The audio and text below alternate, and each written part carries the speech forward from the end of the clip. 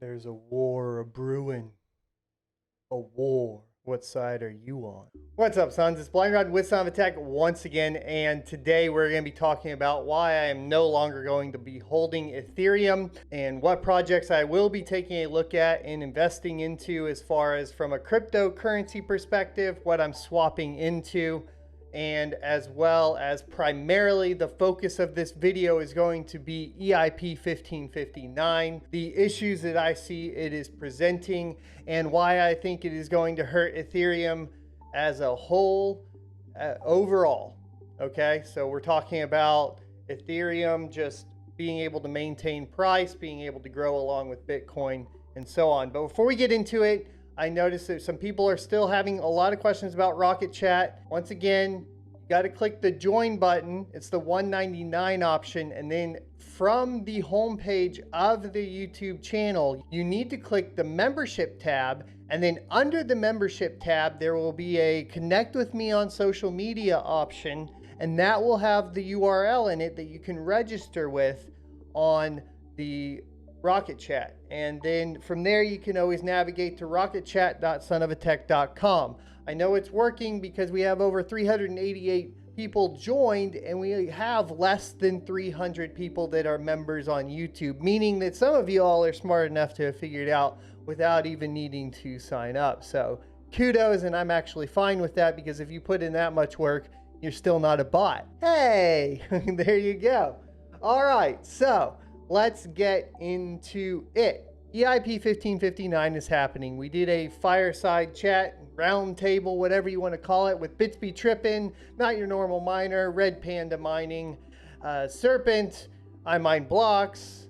If I'm missing somebody, I apologize. We're going to stop there to keep the video short, but huge shout out to everybody that was on the call. Lots of good points, lots of good questions, lots of good questions in chat from y'all. And there were a couple answers that I got that are influencing me to no longer hold ETH. And the primary one was this. My question pertaining to stop EIP 1559 and the amount of official announcement by mining pools that have said they do not support it, which means obviously they are probably going to keep mining an old chain or something along those lines. I don't know what the actions are going to be yet. But I said, what if those pools don't change their perspective?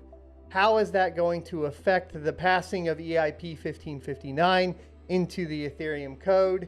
And the answer was essentially, at that point, they are just going to accelerate the move towards ETH 2.0.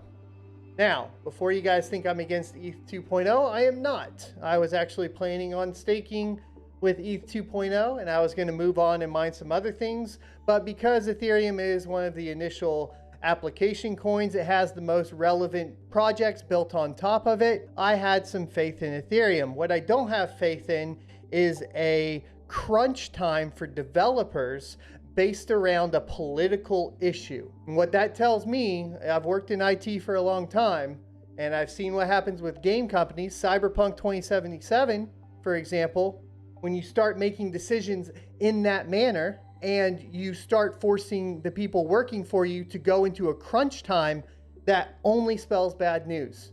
Cyberpunk 2077, great recent example, stock dive. Price dive in, of course, CD Projekt Red. So if I'm looking at this from an investor standpoint, and that's your answer, and that is what's going to happen, as opposed to, I don't know, working with the people that have supplied the service for you for ages, yeah, I don't have any faith in that. So I'm not going to hold any Ethereum anymore. And I think that me personally, I have a lot less faith in the ETH 2.0 transition at this point. Do I think it spells complete doom and gloom for Ethereum? No. I think that Ethereum obviously has, like I said, the best projects on it, and it will more than likely succeed, but I do think it will falter for a little bit based on this. Another thing that you guys need to be taking a look at is essentially what's been going on with the price in relation to Bitcoin. Compared to 2016 to 2018 boom, the rise in price of Bitcoin compared to the rise of price in ETH has not scaled at the same level. ETH is falling further and further behind. It's struggling at resistances. Now, I'm not a trader, but what I am is somebody that looks at these from a technical perspective and what is possible, what could happen, and so on and so forth. Once again, not a financial advisor. If you want to hold ETH too, I'd like to know why you're going to hold it and what you believe in down in the comment section below. I'm curious. This is just a personal decision.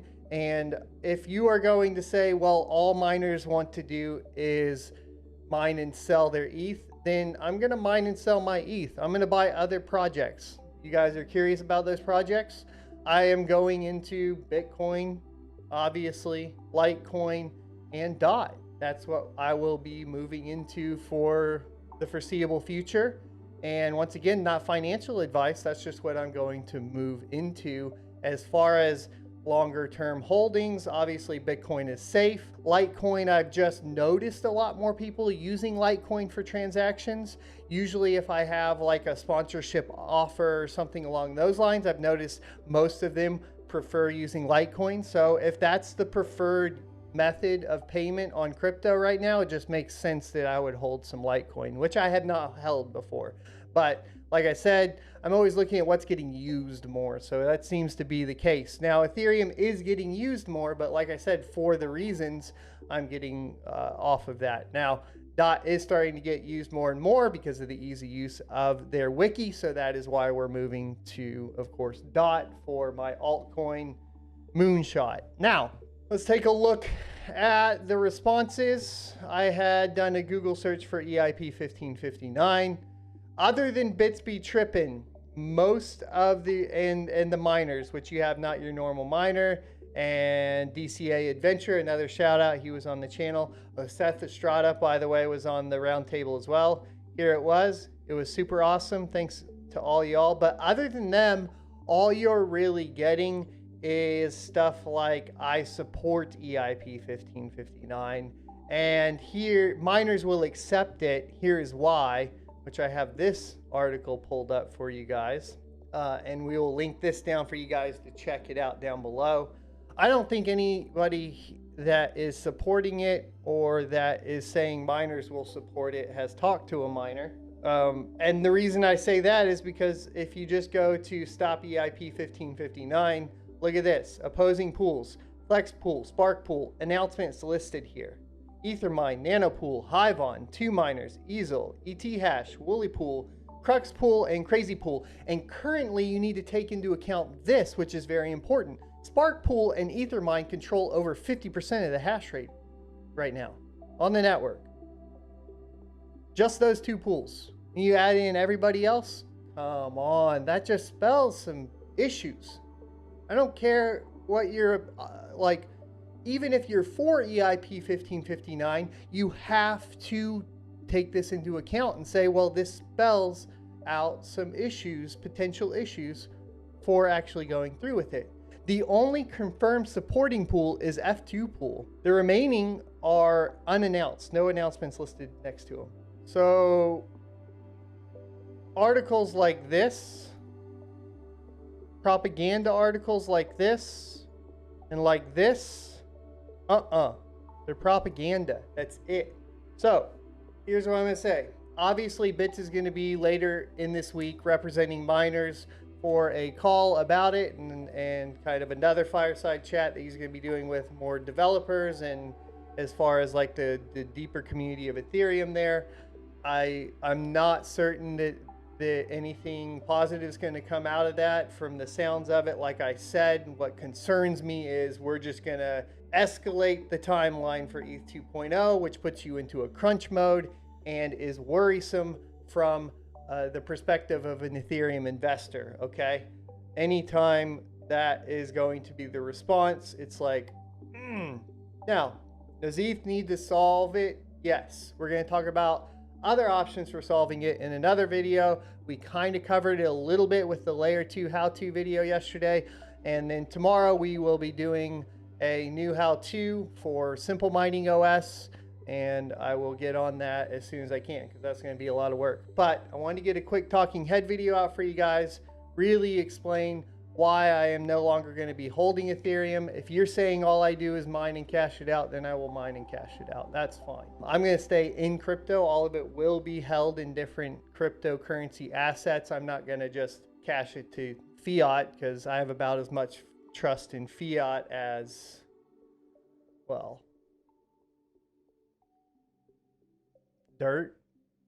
Nah, dirt's worth more. I think dirt's worth a lot more, actually. I'll see you next Tuesday.